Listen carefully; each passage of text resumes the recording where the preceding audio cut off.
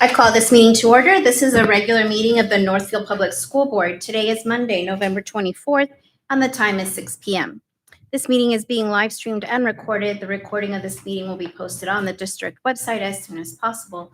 Welcome members of our community here tonight to observe the important work being done on behalf of all school district stakeholders. Dr. Hillman, we have some items in the table file. Will you update us?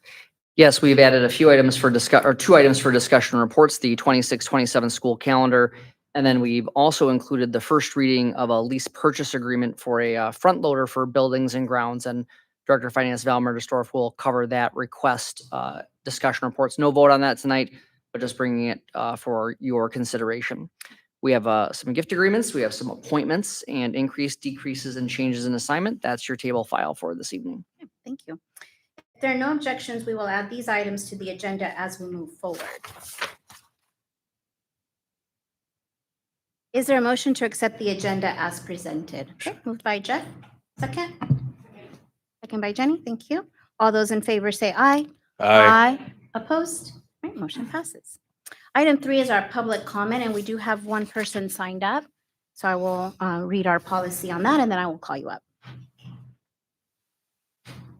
This is an opportunity for residents, business, and/or property owners, parents, guardians, caregivers, students, and employees of the Northfield School District to address the board. All comments to the board must adhere to the guidelines set in place by District Policy 206 regarding public comment. This is not a time to debate an issue, but only for the board to hear your comments. You are prohibited from making comments about specific students, staff, and administrators. The board respects and values input, but when it relates to a specific individual or a specific matter, this input must be heard by the appropriate personnel, including the building principal or superintendent, and not during an open meeting of the school board. You will be gavelled out of order if your comments are not in compliance with these guidelines. Please address the board from the podium after being recognized by the chair. Identify yourself and if you represent a group. We require that you limit your remarks to 3 minutes. You are not allowed to yield your time to another person. It is expected that members of the public will address their remarks with civility and respect. Personal attacks by anyone addressing the board are unacceptable. The board has allotted up to a total of 30 minutes for public comment at regular school board meetings. I'll now begin to call those who have signed up to speak in the order in which they signed in. Vice Chair Corey Butler will be monitoring the speaker's time, and he will signal each speaker with the time they have remaining at 1 minute, 30-second, and 10-second intervals. Please make your comments as brief as possible, but no more than 3 minutes. Okay, first we have Karen Mader. Welcome. Thank you. This is just an update, really. I had a chance to present in a Zoom Greenville Park PTO meeting. And then since that meeting, which was maybe 10 days ago, I've gotten like many messages. Sandy Hook Promise, Gabby Giffords, everybody is sending me the same holiday message. And I decided I would include that in my thank you note to Greenville PTO. And this is a good place to get it out a little bit more generically across the school district. Thank you for the time during your November PTO meeting to share the Be Smart gun safety message. I also appreciate that the meeting minutes included a summary of Be Smart for Kids.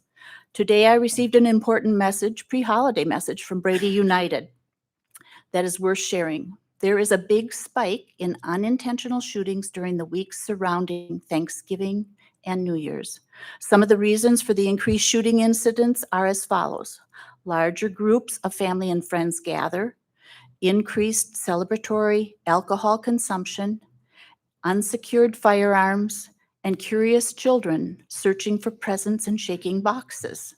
An estimated 4.6 million U.S. children live in homes with at least one unsecured and loaded firearm.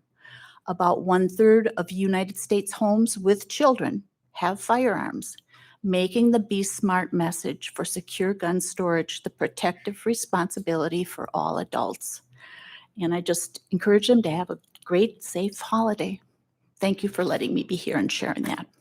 Thank you. That is all the public comment that we have tonight. Item 4 is our announcements and recognitions. Dr. Hillman. Yes, I have a few announcements this evening. The Minnesota School Boards Association has released its MSBA honor roll for the 2026 Leadership Conference scheduled for January. And I want to congratulate Corey Butler, who will receive the Director's Award. This award is presented to members who have attained 100 or more points of attendance at MSBA training programs within the past 4 years of their terms.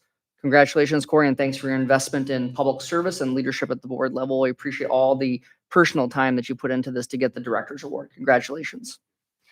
And I want to congratulate Maggie Epstein, who will receive a leadership development certificate for completing the phase 1, 2, 3, and 4 workshops. Again, you're required to do phase 1 and 2, but I appreciate you putting your personal time and developing your leadership with phase 3 and 4. So congratulations, Maggie.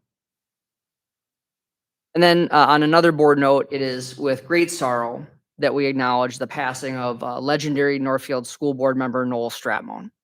Noel was first elected to the Northfield School Board in 1980 and was reelected 11 times. He concluded his service to this board in December of 2024. As all people here know and watching know, Noel was an exemplary public servant. He was a model of civility and decency and a dedicated advocate for public education. And as I've said many times before, you can't talk about Noel without talking about his wife, Lois. Lois has made an equally significant difference in our community. They were a remarkable team. And I ask that our community hold Lois and the entire Stratmon family in your hearts as they adjust to life without Noel's presence. And personally, Noel was a fantastic mentor for me and a good friend. And as one former board member told me after the news of his passing had become public, it is hard to imagine Northfield without Noel. Something I totally agree with. So rest in peace, my friend. Thank you. Thank you for sharing that. We will definitely feel his absence in town. I know he was very encouraging to me. Anybody else have announcements or recognitions? Jenny? I have an announcement, or I guess news.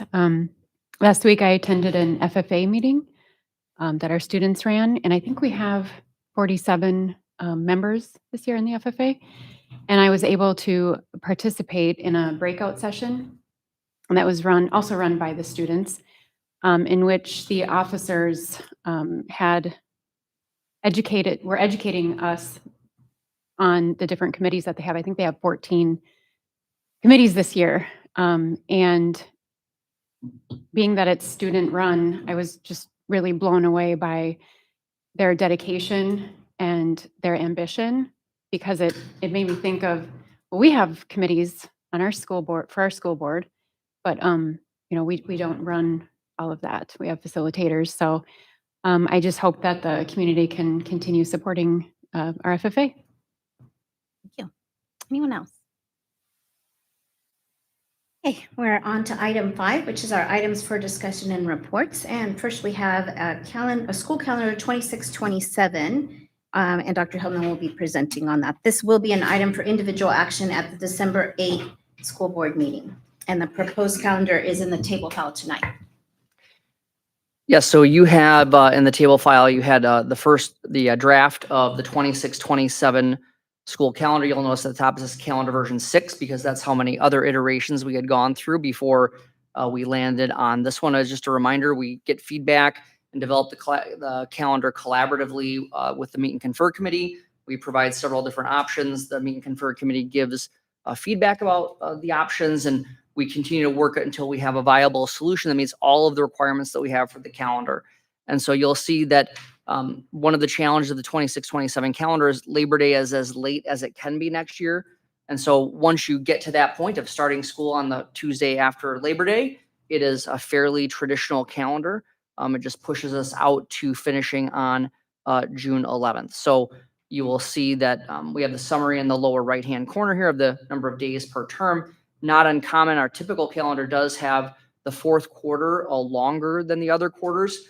We know that that's more acceptable to many of our teachers, because there are some other things at the end of the year, like field trips and other special events, that make that for the fourth quarter be okay to have it a little bit longer.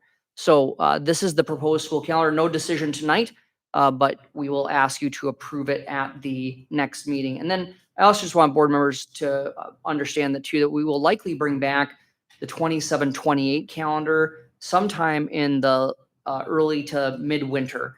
And before the pandemic, we had gotten on the board adopting 2 calendars at a time.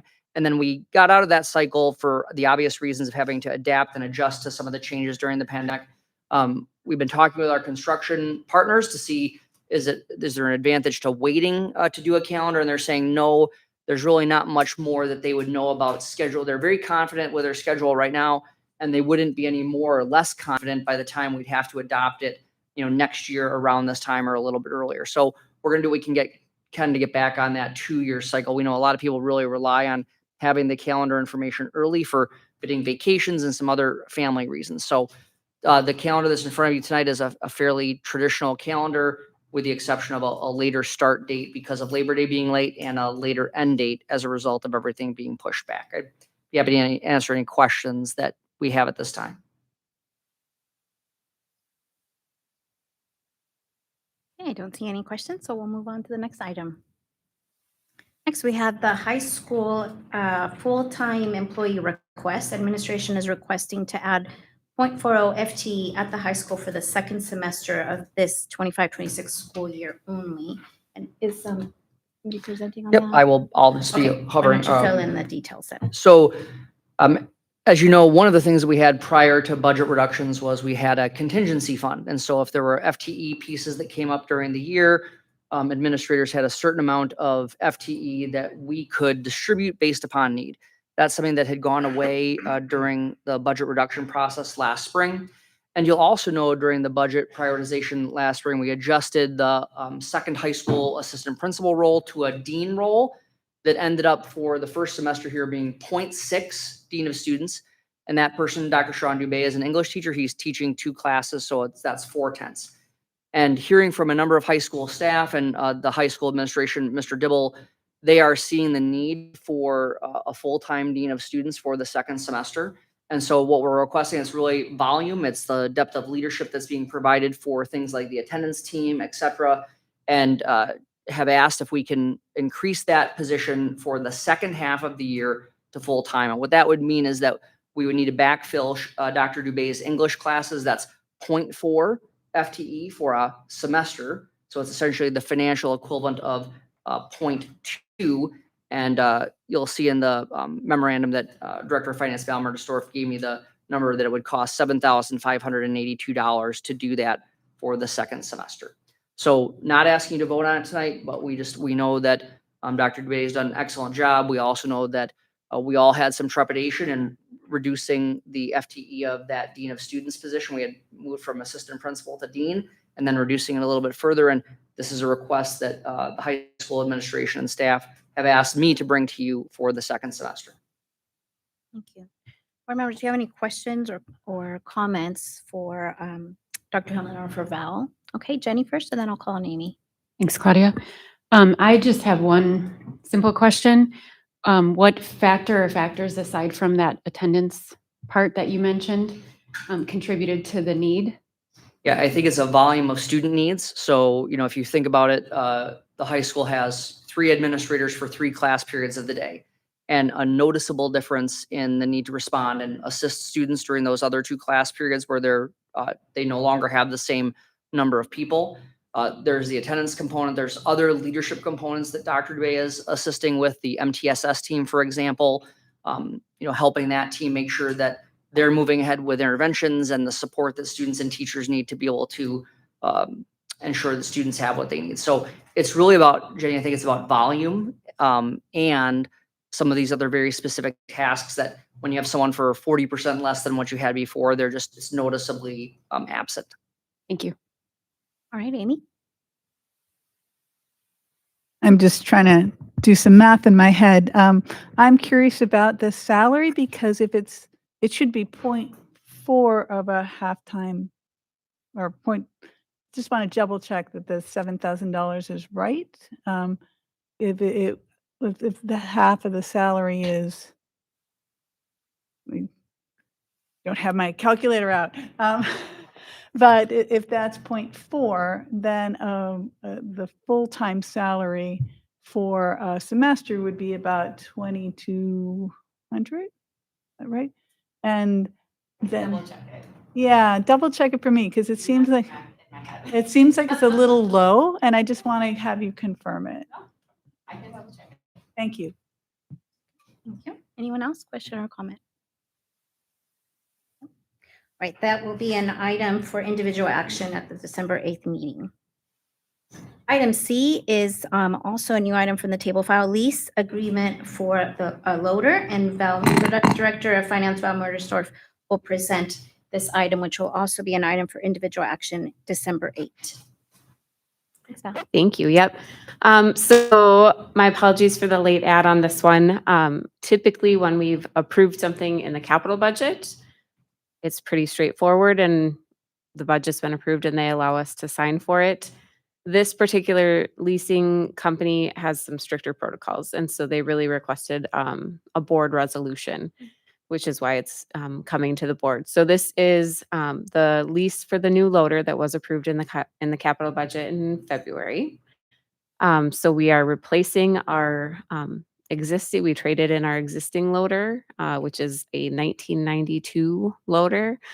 We've gotten some good use out of. The lease is for 8 years. Obviously it's a pretty substantial piece of equipment. And so having this lease over 8 years really allows us to fund it out of capital in a way that doesn't limit what we can do throughout the district with the remaining capital budget.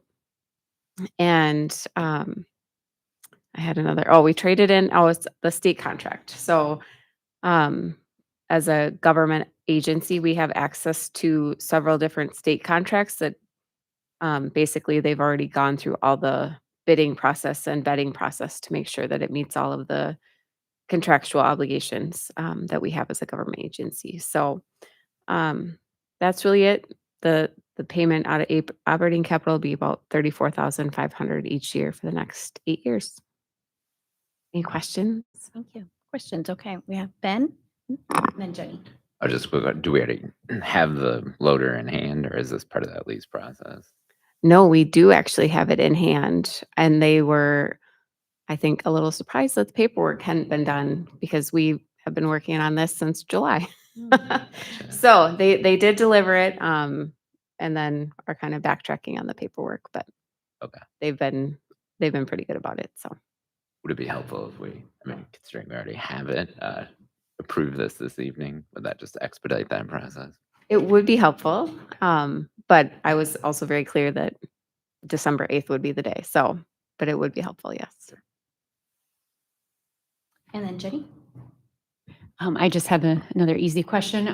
When I looked at the financial breakdown of the 8 years, at the end of each year, there was kind of a buyout price. What would be the reason that we would want to buy out early on that lease? Would it be interest rate? Do you check interest rates, and if you find something lower, is that something feasible, or do we just have to continue? Are we contractually bound to continue all 8 years? Nope. I think if there's a buyout option, I think the only time we would probably consider it, we could consider based on an interest rate if we wanted to finance it through somewhere else. We have to be a little careful because this is through the state contract. And so then we'd have to make sure we're vetting all of those requirements with wherever we switch to. But I would say if we were going to buy it out, it would be because we had a surplus in our operating capital fund balance and we could just buy it outright rather than continuing to pay interest. That would be my gut reaction, but certainly we're always looking for ways to save a little bit of money. So Perfect. Thank you. yeah, you're welcome. Anyone else, question or comment? And then Ben, do you want to move it to items for individual action? Yeah, I was gonna propose to Okay, make a should we do a motion to, motion? I make a motion to move what we're gonna call it here. Gotta get it Lease right. agreement for loader. The lease purchase agreement for loader to items for individual action. Okay. Is there a second? Second. Lauren? All those in favor of moving this item to items for individual action tonight, say aye. Aye. Opposed? All right, we'll move that to individual action. And Val, it needs to be a resolution or a committee? Nope, there's an actual resolution in the documents. Okay. So that has to be a roll call vote then? Okay, thank you. Got it. All right, item 6 is our committee reports, and we do have a committee submitted by Jenny Nelson. Do you want to talk about it or leave it as is? Okay, excellent. Thanks. So this month I attended the Ag, Food and Natural Resources CTE committee meeting.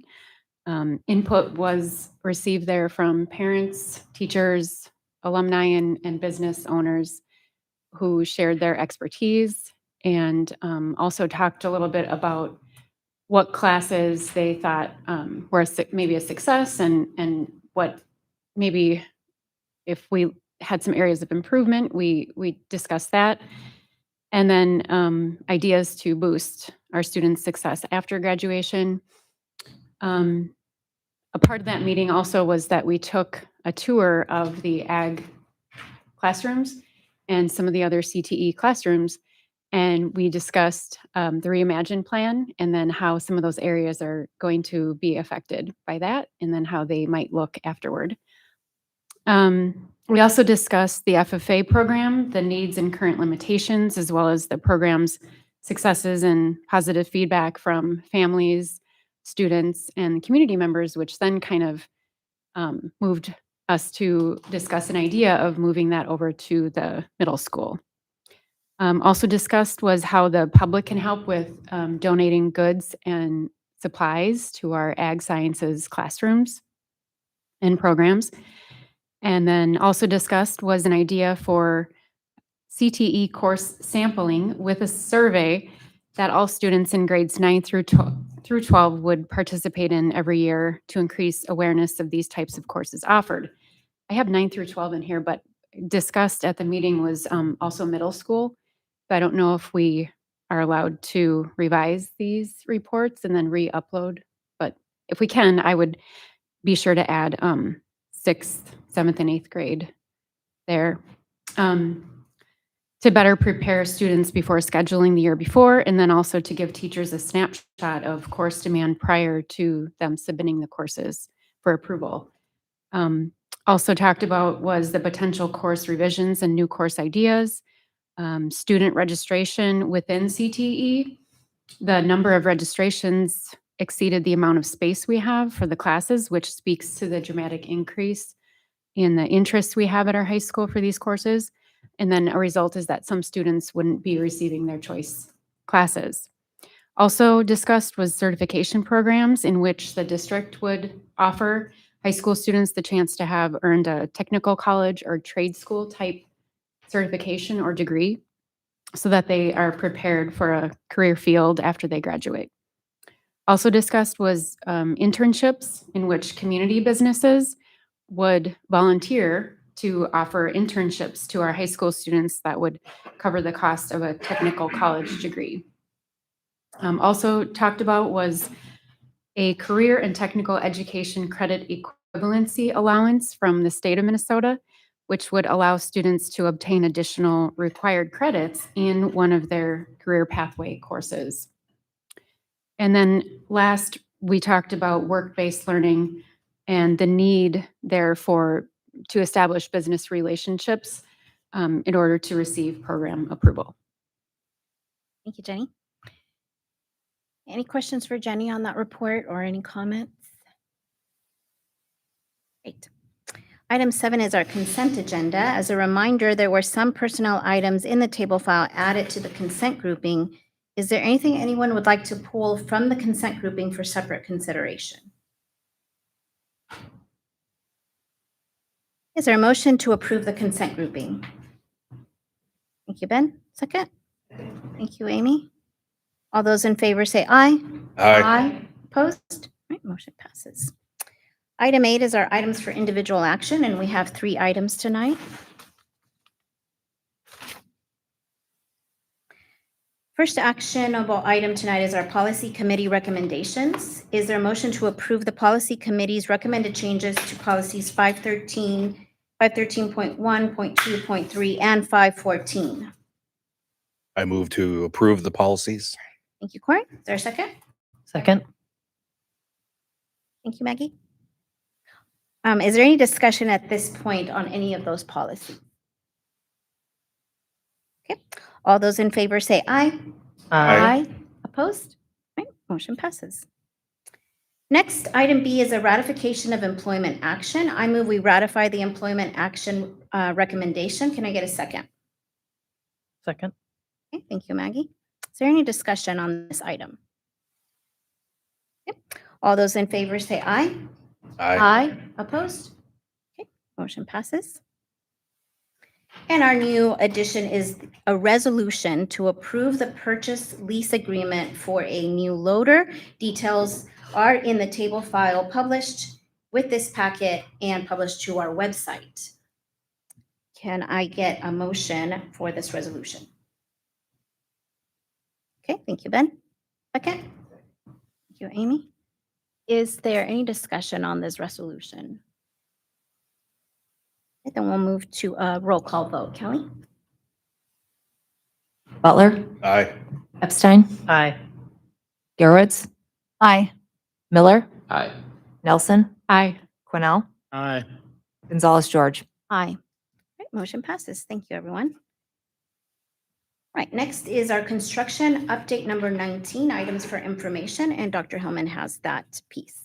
Would you like to make any comments or leave it as? I will is? leave it where it's similar to what we had last month. We're in that stage right now of the construction process or the planning process where it's going to be similar for a couple of months. Okay, thank you. Appreciate your reports and the consistency with that. Item 10 is our future meetings, a regular board meeting, December 8th, 6 p.m. in this boardroom.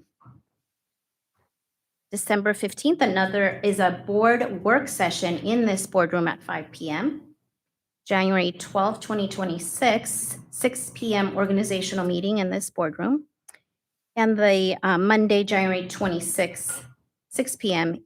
in this boardroom, a regular board meeting. We're now going to move into a closed session for labor negotiation strategy. This meeting will be closed as permitted by Minnesota Statute 13D.03 to discuss labor negotiations. So I will invite everyone to step out. When we finish our closed session, we will immediately adjourn our regular business meeting. Motion to close. So can I get a motion to move into our closed session? Okay, thank you, Ben. Second? Thank you, Amy. All those in favor of moving into the closed session, say aye. Aye. Opposed? Okay, we are moving into our closed session.